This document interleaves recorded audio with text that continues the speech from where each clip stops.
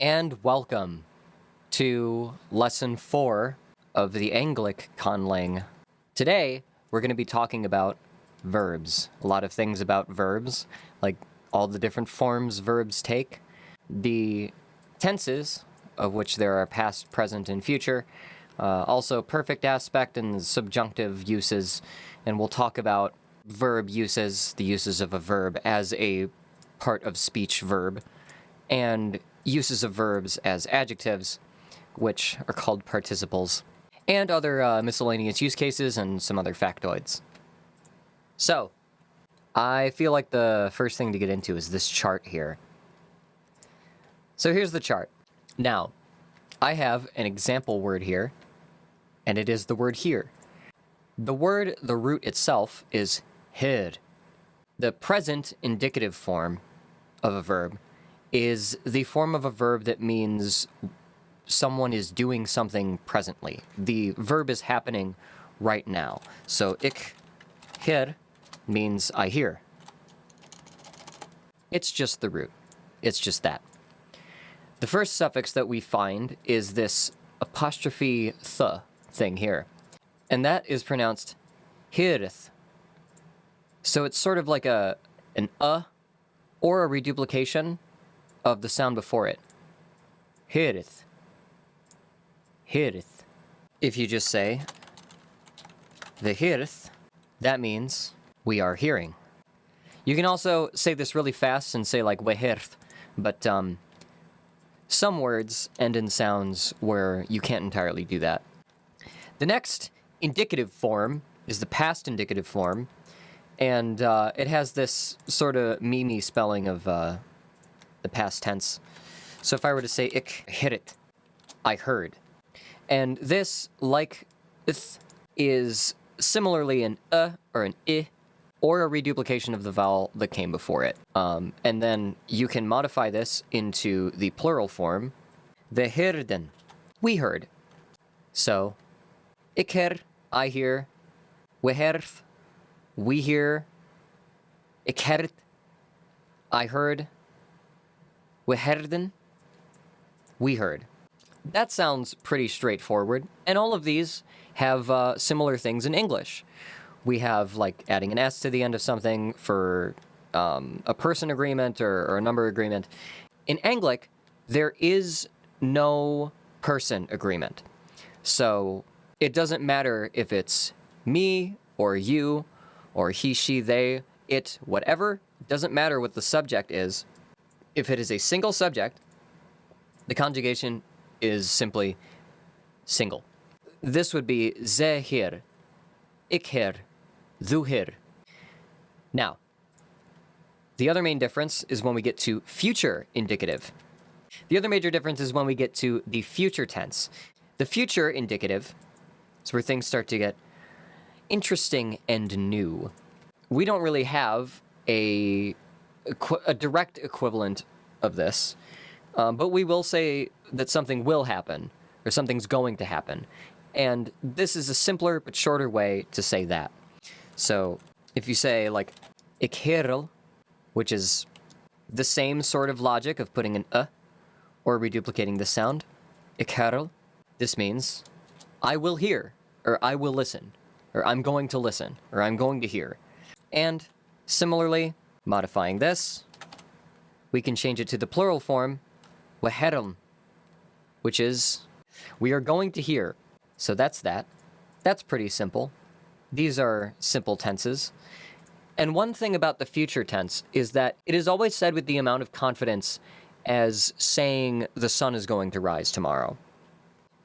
Right? So this is not like a might or a may, it is this will happen. The winter will come after the fall. It will be cold in the winter. It will be dark after the sun goes down. The sun will rise in the morning. I will hear. I will hear. I will listen.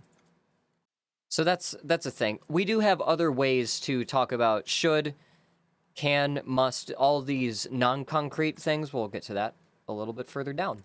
The other class of verbs, when verbs don't necessarily behave like verbs, are the participles. And there's one for present, past, and future as well.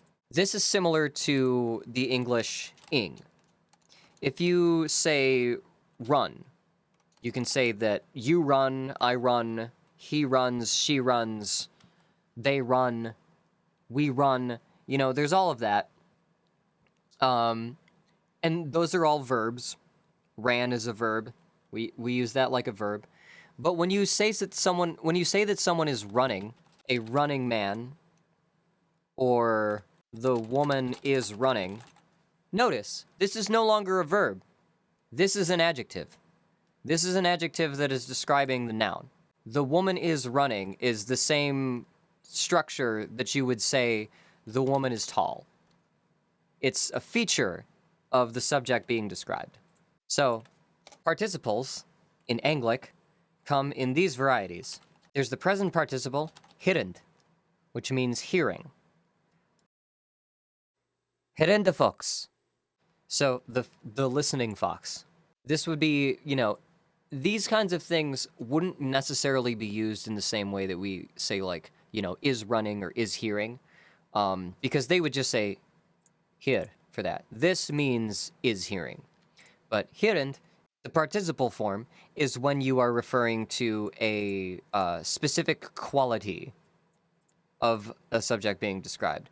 So you could compare the hirende fox to an unhearing fox, right? If you like cause like a loud clang, and then you see two foxes, and one of them turns its head and one of them doesn't, you can specify, you know, the hirende fox is like this fox can hear. You could also say the hirede fox, the fox that heard it, the herd fox.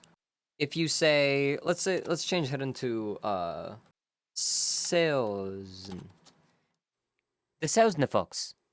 So this means the fox I'm going to see, or the fox that will be seen, the fox that is to see, basically. Because of transitiveness, depending on how you conjugate this noun, it could be fox, meaning this is the subject, or it could be foxa, meaning this is the dative. The seosne foxa, meaning that this is the fox I'm going to see, whereas this is the fox that will see. And similarly, you can add this n to the end of the future participle, and it becomes seosnen. Yeah, the seosnen foxas, the foxes who will be seen. So, with just a few of these suffixes and particles, we have extended how easy it is to say certain more complex things in English by just adding a few conjugations. Now that we're at the end of the participles, there's these two rows here. The imperative is like if you're trying to say like, go, or get out, or shut up, anything like that. It's the command form of a verb.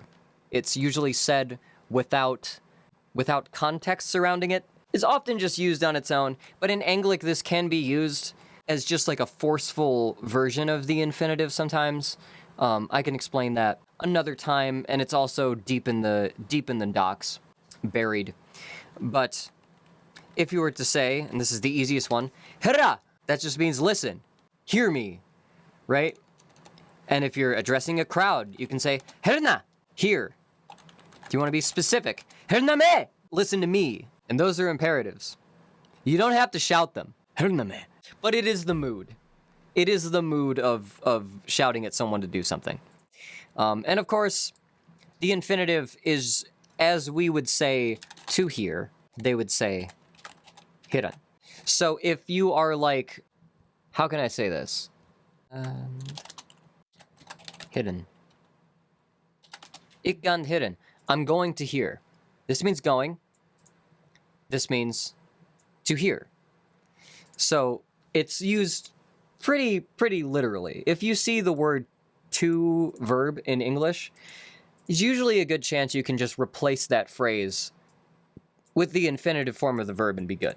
So we're gonna move on to this next chart here, which is the word fathom, which this also illustrates why I like the aesthetics, or why I chose the aesthetics of Ạnglic, because this word in particular, fathom, looks so foreign, but it is pronounced exactly the same as our word fathom.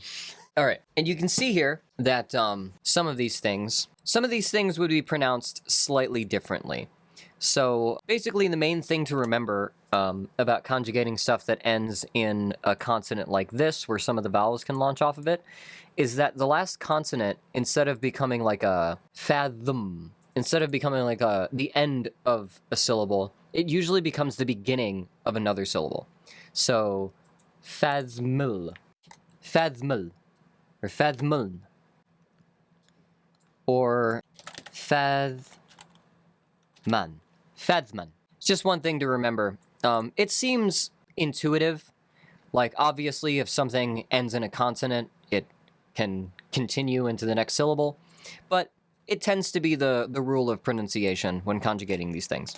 Another rule of conjugation is there's one alternate form. There is one other form of Ạnglic verb, and it is with this little dotted G up top. This dotted G, if you remember from the phonetics, makes the y sound. And verbs that have this in their infinitive form, the yan instead of an, this goes away with the present indicative form. You can type it there if you really want to be like verbose, but it looks weird.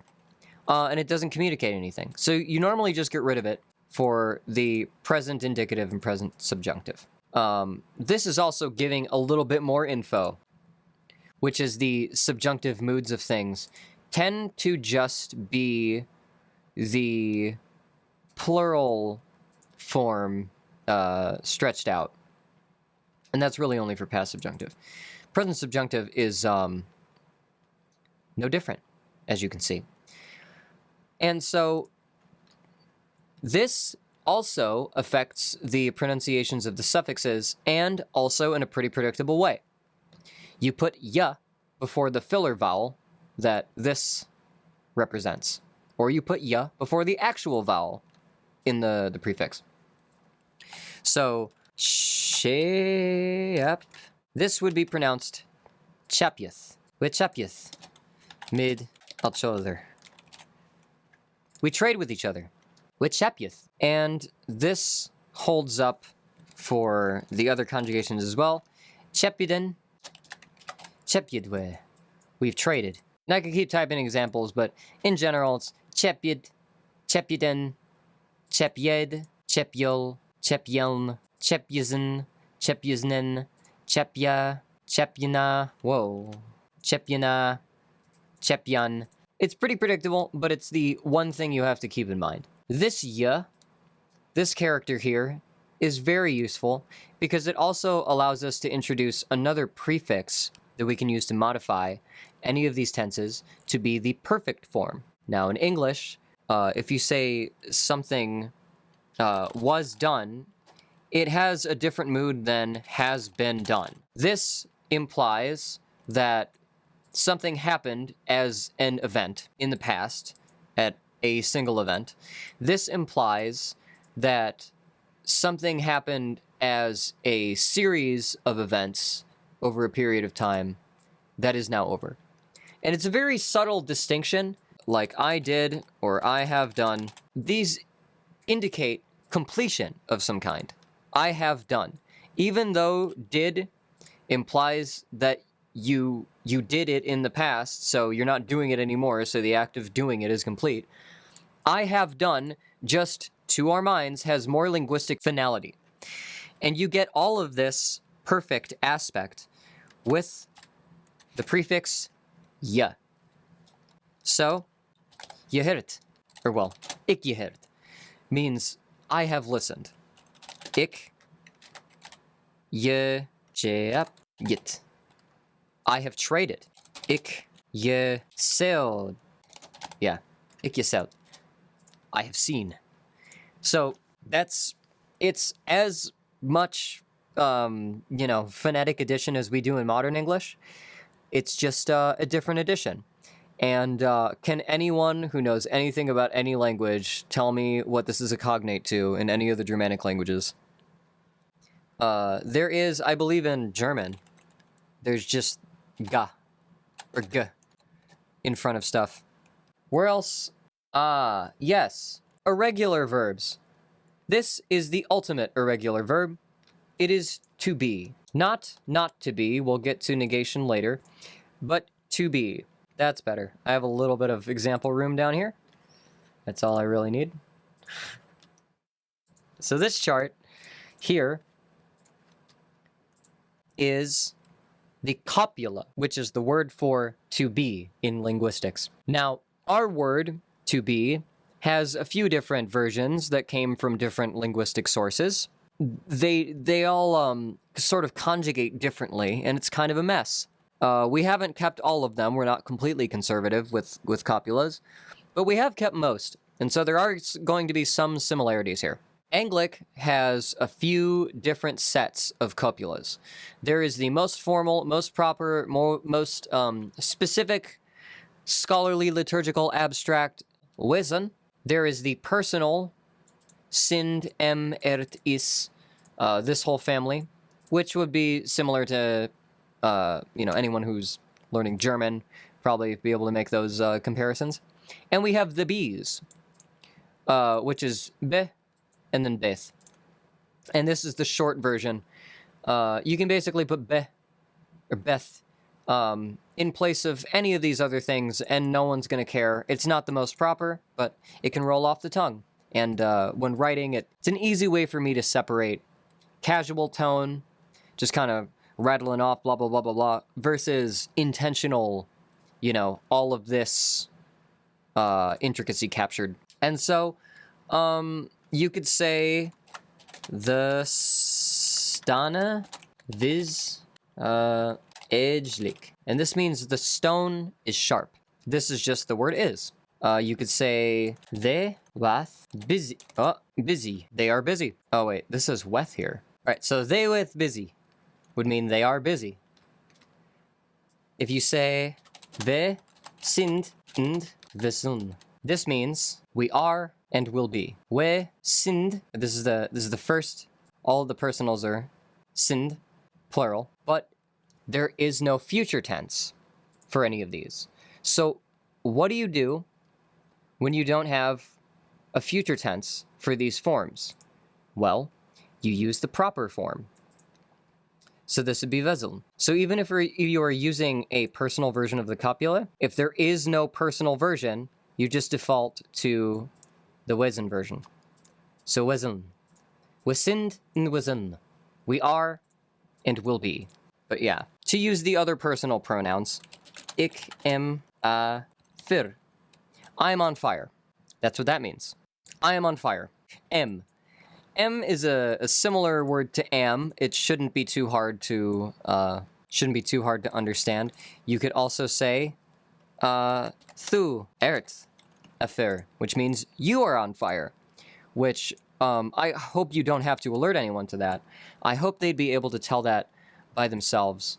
But the word ert is similar to the word are, and also similar to the Middle English word art, like art thou. If you want to refer to just like an object and you don't want to be super proper about it, you can say like the stan äädlig, which isn't the whiz from before. We don't need the whiz. We can just be. The stan äädlig.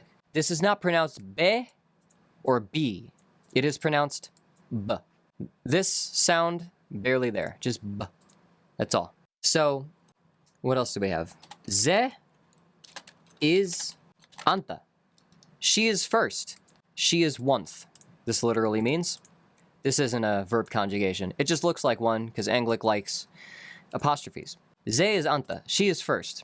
Is the same as are is, and it is the third person personal copula. You could also say ziba anta. This means she is first. But this would be what somebody talking about their friend who runs cross country would say. This would be how a publication would write it.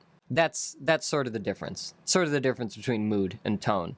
And just to demonstrate the plurals, this blos, no, blos, blostmas beth les. This isn't even necessary. This blostmas beth les. This is be. Beth. This is just the plural form. It's like that. But just with that taken out because it's irregular enough. These flowers are fake. That's what this means. Ik wil drink. What?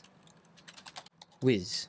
If you're going to a bar, you sit down, the bartender says, what can I get for you? You can answer, ik wil drink.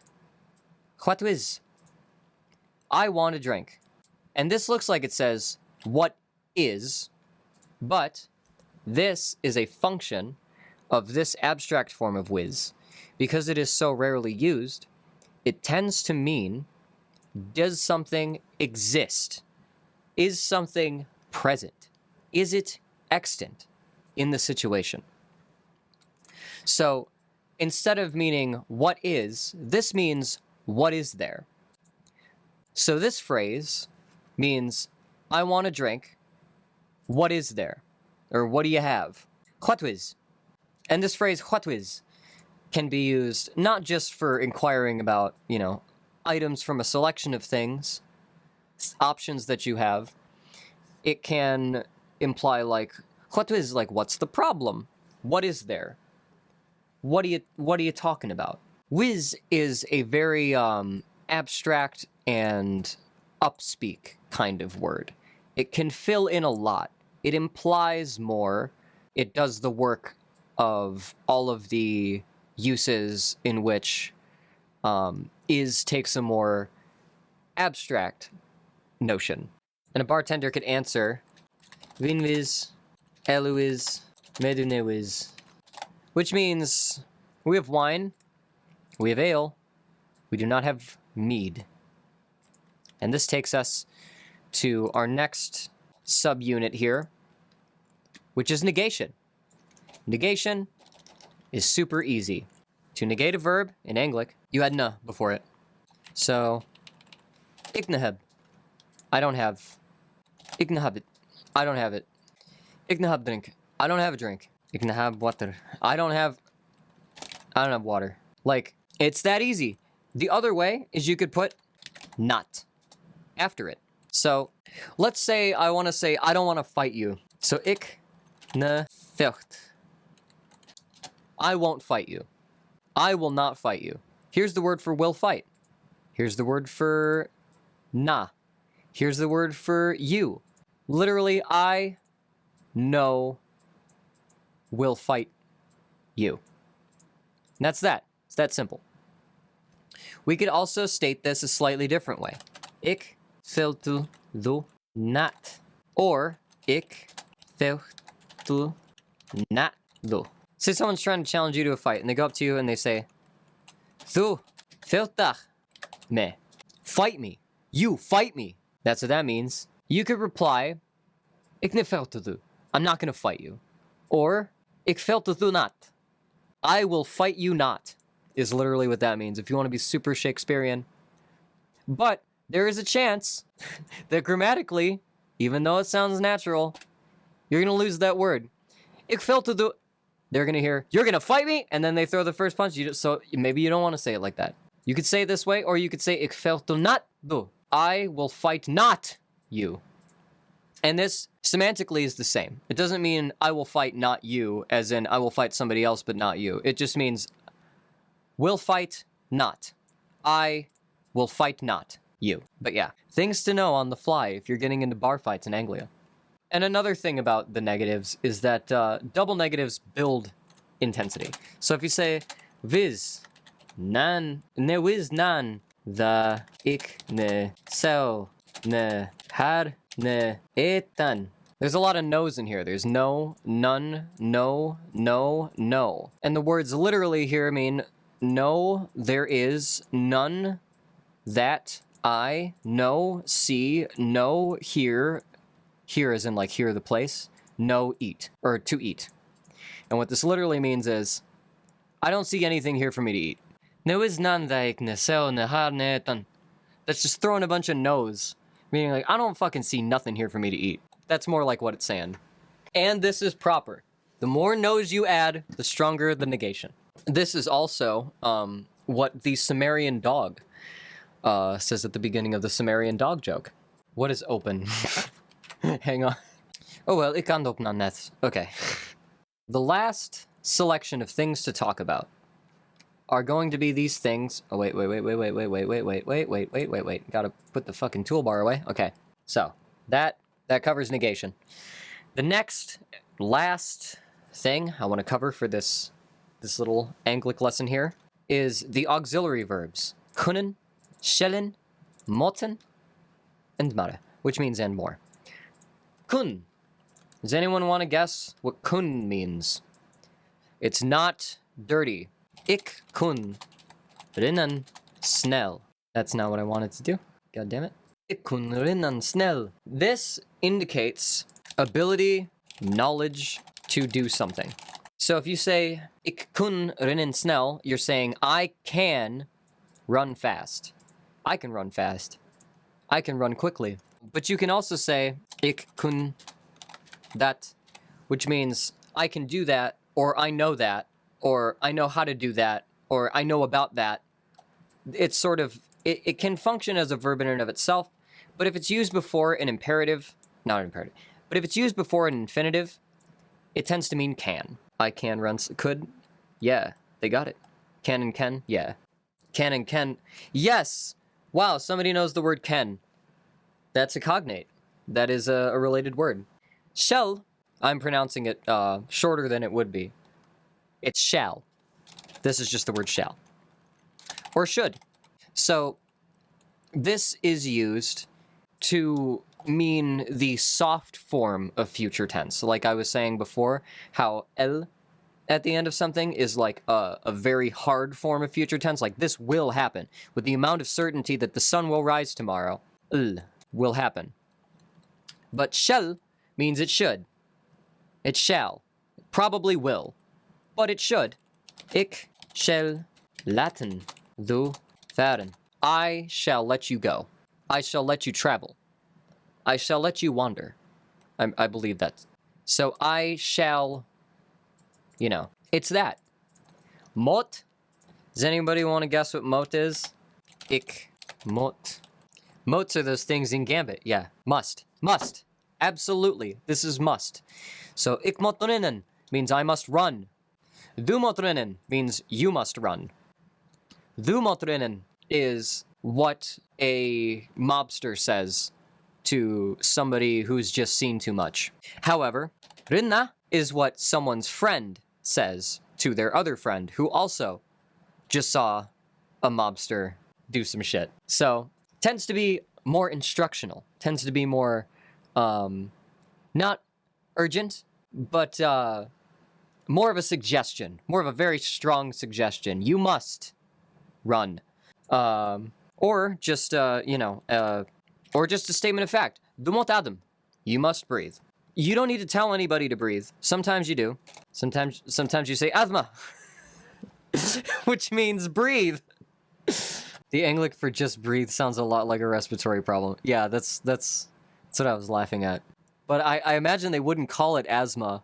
They'd probably called it like breathing harden or some shit like that. I don't know. I don't have a word for asthma yet. But du mot adem, you must breathe, is probably a more common phrase that someone would say. Let's go back to du mot rennen. I like the mobster imagery. Gand or gadend. I use this one up higher. This one is so stupid obvious. It's a contraction. I will say that. But it means ga and. Go and. So, if you were gonna say, yeah. Oh, and gadend, because of gad being the plural form. Je gadend selna. You go and see. Basically, it's something that you put before a verb to, it's kind of a filler. Go and do this. It usually comes before an imperative. So, gand is like to do. Gand is go and. I'm trying to think. Gand. Gun ficadu. Go fuck yourself. Alright. The next, don, which is just our word do. It's one of those things that can be used as an auxiliary verb, but can also be a verb that is flexible enough to have basically anything added to it. So if something is sefton, it is done lightly or done softly. If something is well done, it's well done. If something is glad done, that means it's done gladly, done happily. This is also basically the word for you're welcome. Gladly done. And figure done. If you fuck something up. And then gan is similar. It is a word that means going or doing, functioning. And so if somebody is well gone, things are going well. If somebody is fat gone, this means they are fasting or starving. This means they're running on their body fat. Or libgun, someone who runs on drugs. Someone who only functions on drugs. Or running on drugs, not one who. The act of running on drugs is libgun. There's a couple more explanations here. And another variation of this is gun, with two N's and no accent. So a longer N sound and shorter A sound. And this is essentially the same word, but it means gone or gone by. So if you say ik hab hit sithen 3 years gan. I have it since 3 years ago. And gan basically can refer to like time passage. Time can refer to the passage of time. But yeah, everything else that I didn't cover in this lesson can be found at case.dog/conlang. Yeah. I will have more lessons like this at some point in the near future. So yeah, I'll have a few more lessons about Ạnglic going up on the lowercase channel. I'll also be streaming more takes of these live lessons and eventually doing some more experimentation with conlangs. You can find more resources for this and all of my conlangs at case.dog/conlang. And also, if you want more content like this, remember to like, comment, and subscribe.